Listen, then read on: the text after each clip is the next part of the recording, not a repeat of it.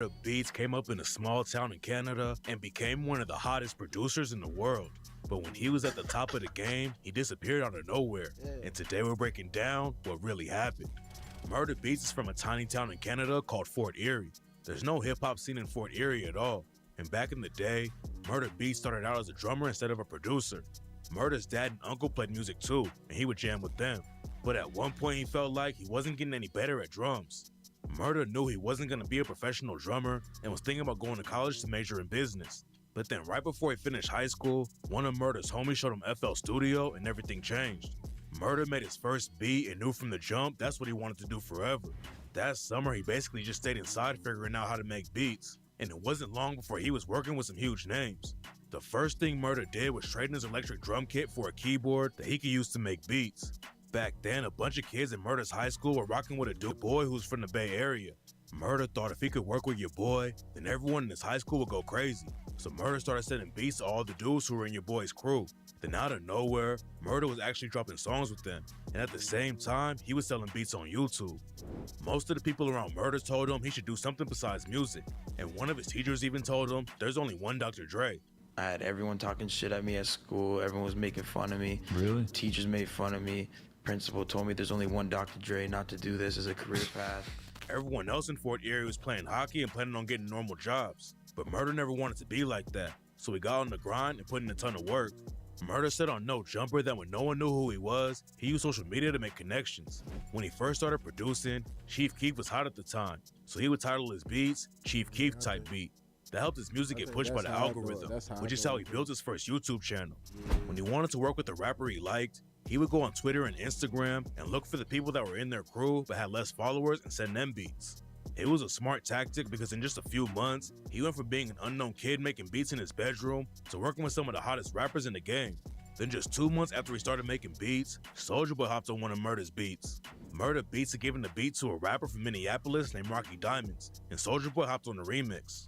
At that point, Soulja Boy wasn't even close to the top of the game anymore, but he was still a big name, and having him on one of Murda's beats was a huge win. When Murda started producing, his main inspiration was trap producers from Atlanta like Lex Luger. Murda Beatz was still just a teenager living in the middle of nowhere though, and he didn't have any connections to the rap game at all, but that didn't slow him down, and Murda started using social media to get his career popping. Murda was following the drill scene in Chicago that started blowing up around 2011. He was a fan of the wave, but didn't have a way to get involved, so Murda got on social media and started building connections. He linked up with a Chicago rapper named Kill Bill, but Murda knew he needed to get out of Canada if he really wanted to blow up. So when Murda was just 17 years old, he flew down to Chicago and started linking up with rappers in the city. Kill Bill brought Murda to the hood for the first time, and Murda was in a totally different world. Going to Chicago was huge for him though, and not before long, Murda was working with huge artists in the city like Chief Keef and Lil Durk. Murda Beatz was making connections to big names, but he was still paying attention to what was going on in the underground rap scene, and that's how he was one of the first people to discover the Migos. Murda heard early tracks and knew that the Migos were going to be special. Murda went back to Canada for a little while, but he knew that he needed to get involved with the rap game in Atlanta too. Offset was locked up at the time, but that was my boy, Skipper the Flipper. Hey, that's my guy right there, Skipper the Flipper, man. I think bro was blackballed out of the industry though, man. That shit with the Migos, I think they fucked bro up. You know what I mean? I hate to say it like that, but it happens. You know what I mean? But shouts out Skipper the Flipper, man. Murda got in touch with Takeoff and Quavo's homie Skipper the Flipper, and asked Skipper to play some of his beats for Takeoff and Quavo. Murda told Skipper he would give him free beats to rap on if he would just show Takeoff and Quavo his beats. So Offset was locked up at the time, so I was like, yo, play my beats for Quavo and Takeoff, and I'll give you beats to rap on. And at the time, the guy was like, well, I'm actually just engineering them, so send it through. So I sent it, and then like 2 weeks later, the Migos Twitter followed me. And a couple weeks later, the Migos flew him out to Atlanta. He said at first they weren't even sure if Murda was making his own beats because he was just a random white kid from Canada. They booked my flight, flew me out, and they just really wanted to see like that I was really making the beats, and I wasn't like I had someone else making the beats for me. Murda went to Atlanta and linked up with the Migos for the first time while they were still living in the studio. And after that, he go stay with them for months at a time and make hundreds of tracks. Murda made a track with the Migos called Emmett Smith, and that was the first time he had a video playing on BET and MTV. Everyone back in Murda's hometown thought he was a millionaire at that point, but Murda said he was still crazy broke. When we made Emmett Smith, I remember seeing it on BET, and like people thought I was making like millions of dollars those times, and I had like no money. Like none. At that point, Murda was only charging around 1K for a beat, but he knew that he had to grind to get his name popping. Then the Migos started taking Murda on tour with them, and that was a huge win. Back then, the Migos were the hottest crew in the game, and being with them opened up all kinds of doors for Murda Beatz. Then in 2015, Murda and the Migos had a massive hit when they dropped the track Pipe It Up. The track blew up, but the biggest thing that came out of it was the dab. The Migos didn't invent the dab, but they were definitely the ones who put everyone else onto it. After that, Murda Beatz was dropping hits like crazy. In 2016, he had his first platinum record when he dropped the track No Shopping with French Montana and Drake. That same year, Murda got deeper into the Atlanta scene and started working with Gucci Mane. Then in 2017, Murda Beatz kept the momentum up and went 4 times platinum with 2 Chainz for the track It's a Vibe. He had hits with Nicki Minaj, Party Next Door, Snoop Dogg, and way more that year.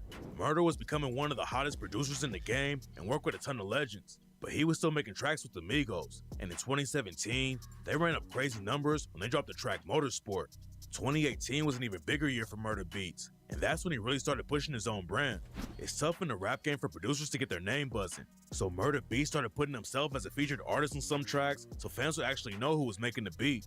Murda also had a crazy hit in 2018 when he linked up with Drake for the track Nice For What. It went 5 times platinum and was the biggest track Murda had ever worked on. But then he blew up even more when he dropped the track Fifi with 6ix9ine and Nicki Minaj. Fifi was a crazy hit for Murda Beatz and ended up going 8 times platinum, but a lot of fans thought it was weird for him to link up with 6ix9ine. Murda was always talking about how making connections and friends in the rap game was the biggest thing for his career, but then he linked up with a dude who tried to take out one of his own homies. Back in early 2018, 6ix9ine was beefing with Chief Keef and a bunch of other dudes from Chicago. It started when 6ix9ine sparked a beef with Keef's homie Tato, and Tato told him,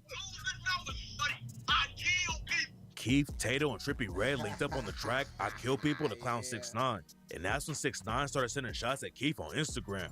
He told Keef to pull up on the East Coast, but nobody expected what happened next. In June 2018, 6ix9ine allegedly put 30K on Tato's head and asked him where he was staying. Where you at? Matter of fact, I'ma just listen. Matter of fact, I'ma just get your address. I know. I remember this because when he got arrested, I guess before he snitched on what's-my-face, they had like basically this audio and video and shit. Like, it was crazy, bro. I know where you at. Don't worry about it. You hear me? I got 30 pack of them right now, bro. 30 pack. Tato and 6ix9ine were going back and forth on FaceTime, and 6ix9ine was pressing Tato about how he never shot anyone. The beef all started over a female rapper named Cuban Doll. Cuban Doll started dating Tato, but she was also cool with 6ix9ine. Tato allegedly put his hands on Cuban Doll for flirting with 6ix9ine, so 6ix9ine started making videos going at Keef and Tato to try and get them to respond. Tato said he wanted to link up with 6ix9ine while he was in New York, but nobody knew how serious the situation really was. Keef went to New York, and while he was heading to his hotel in Manhattan, 6ix9ine's homie Kuda took a shot at him. After 6ix9ine and his whole crew got hit with a RICO case, Kuda pleaded guilty to shooting at Chief Keef and said that 6ix9ine offered him 20K for the hit. Kuda didn't hit Keef though, and 6ix9ine only paid him 10K for the shooting. Chief Keef was one of the first rappers that Murda Beatz worked with, and a lot of the people thought it was weird that he linked up with the dude who put a bag on Keef's head. Nobody was expecting Murda Beatz to get caught up with some street drama, and there's a chance he didn't really know how serious the situation was though. 2018 was a crazy year for Murda Beatz, and it looked like he was gonna keep getting bigger and bigger. And in 2019, he signed a deal with Interscope Records and dropped his debut single with Lil Pump and Sheck West. Murda got his own label imprint too and wanted to sign other artists, and fans were talking about him like he was gonna be the next Dr. Dre. But then Murda just straight up disappeared. He had one of the hottest 3-year runs ever from 2015 to 2018, and it looked like Murda was gonna keep the momentum going. But then he just fell off and stopped making hits. There are a few different reasons Murda went from dropping platinum records constantly to fading out of the spotlight though. In 2019, Murda went on No Jumper and said that it's hard to know what's real and fake in the rap game. It's just like when you do shit like this, it's like it's hard to tell what's real and fake. Everything's blurred lines when you get into a situation of when people want to fuck with you. So it's like you don't know what's real and what's fake, and sometimes that could be tricky, get you into problems. And at another point, he said that people who have normal jobs and work 9 to 5 were probably happier than they are. What are most people that you grew up with doing? Working a 9 to 5 in the same town. Yeah, at best. But yo, you drunk off their ass in the park. Everyone could, hey, you could be happy in any situation, you know what I'm saying? Like, they're probably more happy than we are. You think? Never know. Murda said that he loved his life, but it looked like there was more going on behind the scenes that Murda didn't talk about. In 2020, Murda Beatz worked with Ariana Grande for the track Motive and hit the charts again, but he was barely in the studio that year. He announced that his first album was going to come out in June 2020 and dropped a single with YNW Melly and Lil Durk, but then the album disappeared and was never released. 2021 was pretty much the same for him. Murda linked up with his homie Shorty Shorty for a project, but he barely released anything else that year, and he also had some industry drama with Polo G. Polo G's track Rap Star blew up, and Murda Beatz was listed in the credits. Murda posted about the track popping off and said, "Another #1, been a crazy week, proud of this one, congrats to everyone involved." But according to Polo G, Murda Beatz didn't have anything to do with the track. Polo said that his homies Einer and Cinco were the only ones who worked on the beat, and he called Murda lame for posting about it. It's not clear what really happened with the track, but some people think Murda hurt his career when he claimed credit for working on it. In 2022, it looked like Murda Beatz was making a comeback though. He dropped a track with Pharrell, Quavo, J Balvin, and Anita, but that was pretty much it. That's also when Murda stopped going to the studio as much and started doing DJ sets. Murda said he never wanted to be a DJ and do shows like that, but then he started getting crazy offers that he couldn't turn down.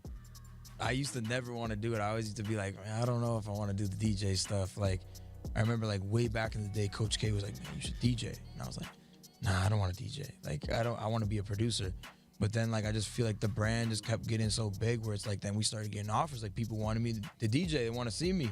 I have music that people want to see live. So it's like, got to the point where we got like an offer like 4 or 5 years ago to like, it was for me to DJ a New Year's party in Hawaii. And then my manager's like, man, it's like a free vacation. Like, you might as well take it. I'm like, I might as well take it, you know? And then that kind of just got the ball rolling. He ended up getting a house in Vegas, and it seemed like he was more focused on being a DJ instead of making beats. In 2022, he made a few beats for Takeoff and Quavo, but then Takeoff was tragically shot and killed, and it had a big impact on Murda Beatz. Murda Beatz had been tight with Takeoff for over a decade. They made hundreds of tracks together, went on tour, and Murda used to stay with the Migos when he went to Atlanta. Murda told Double XL that he wanted to keep Takeoff's legacy going, and in the same interview, he talks about focusing on mental health and said that a lot of people in music. And that's how that shit be, dog. For real, I had a homie. I don't know if I spoke on this story before, but I just sum it up short. That shit gave me the chills, because he was like an uncle, but he was like an uncle because he dated my auntie. But he was really like just a homie type shit. But it's weird on that end, so I can't really explain that end. But the night he got killed, I had seen him that same the night he got unalive, I had seen him that same day. And I wasn't even supposed to see him on some type shit. Like, I had walked past him.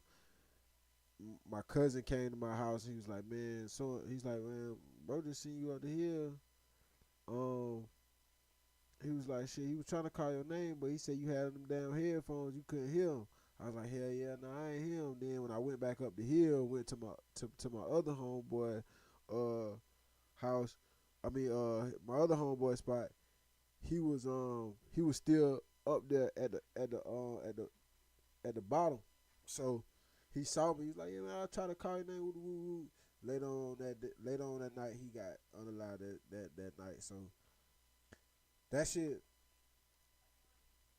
it be like that. That's why when I be watching these rappers, bro, they be like, yeah, I just seen, bro, songs like 2 hours before that, or I just seen, bro, the night before that, or I just seen, bro, that earlier that day. Like, it be like that, bro. It be like that. And that shit crazy, cause like you literally watch that happen to all your and I'm saying this to say, bro, I do these type reactions and I do this shit because I want to show people and I want to show the youth, bro, that the shit that motherfuckers trying to make seem cool is goofy, bro.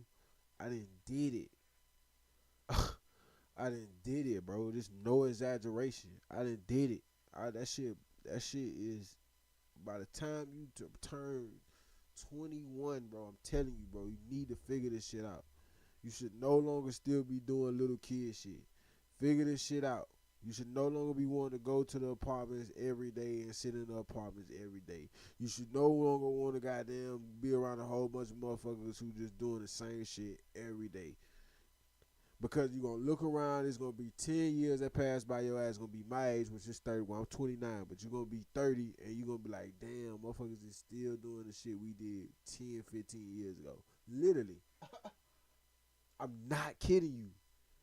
That's literally what's going to happen, bro. Literally. So I do this shit to shed light on the goofy shit that's happening. Because somehow, in some way, somebody made the whole world think that this shit is cool, and this shit ain't cool, bro. This shit ain't cool. And I'm gonna say this shit again. I'm gonna say this shit a million more times, bro. You don't have to jump off the porch to be tough. I promise you. You don't have to jump off the porch to be tough, bro. Believe that. Believe that.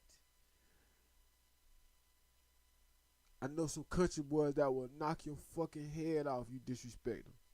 Literally. Don't motherfucking, I mean, yeah, okay, you know you country. You goddamn, you do shit. You know you might, you know you do wild shit.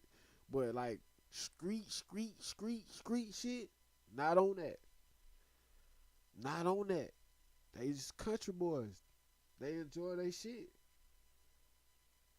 You know what I'm saying? Don't fuck with them. So that's the main message, man. I had wanted to get across, bro.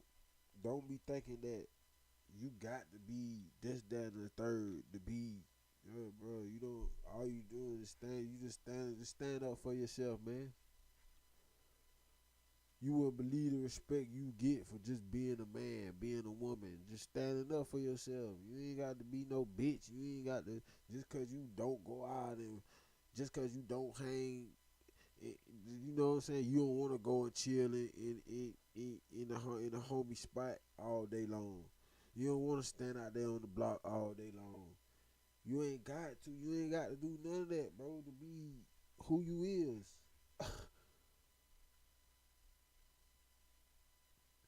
This shit is changing. This shit is not the same anymore, bro. I promise you, this shit ain't the same no more, bro. You all that shit you could do 20 years, 15, 20 years ago, that shit is over with.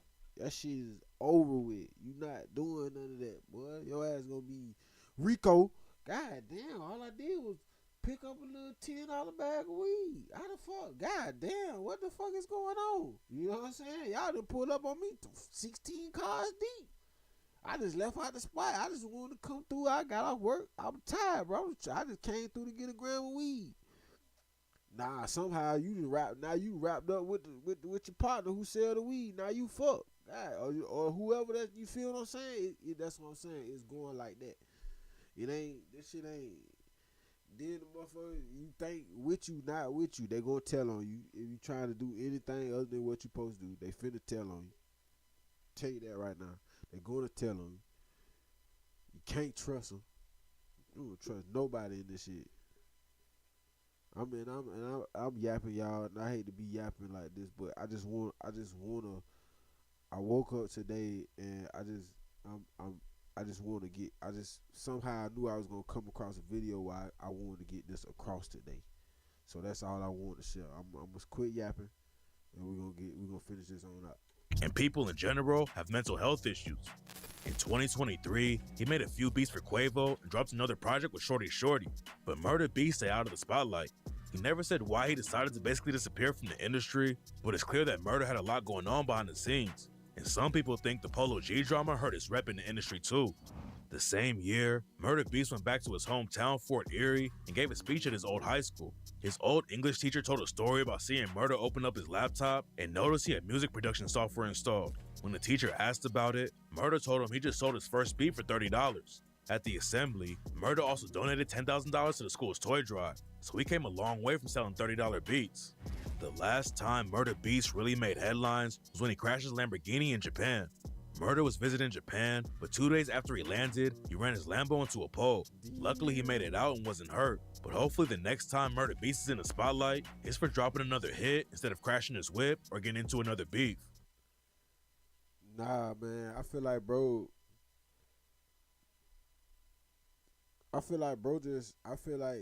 just seeing what's going on, and bro, that industry is wicked. That industry ripping. That's why I say, bro, I don't want to be no rapper. I don't want to be no anything that got to do with the big industry. I don't want nothing to do with that shit, bro. I'm straight. I don't want nothing to do with that shit. That shit come with a whole lot of shit, and I can't say too much, and I ain't gonna speak on too much, but y'all get the point, man. Also, y'all definitely gotta hit the Discord, man, because I need woke TikTok videos, man. I need them every time I try to go and find some. I find some, but either they be older videos or they don't be what I be looking for. You know what I'm saying? The videos I like to watch and see when I'm watching everybody else. Especially when I got my certain YouTubers I watch for different shit. And when I go and watch them for they you know, and see what they got and they reacted to, they just be having the craziest ones, man. I be like, damn, when I be looking for them, I don't, well, you know what I'm saying? But they support us, they family, you know what I'm saying? They send it to them. So I don't know, man. If y'all fuck with me, y'all do that. You know what I'm saying? I'm like, damn, share with me. You know what I'm saying? Like I'm sharing with y'all. That's all I ask, man. That's all I fucking ask, bro. You know what I mean? But I love y'all, man. Y'all be safe, man. Enjoy yourself. If y'all got snow, y'all get a couple snow fights in for me, man. I'm out, bro.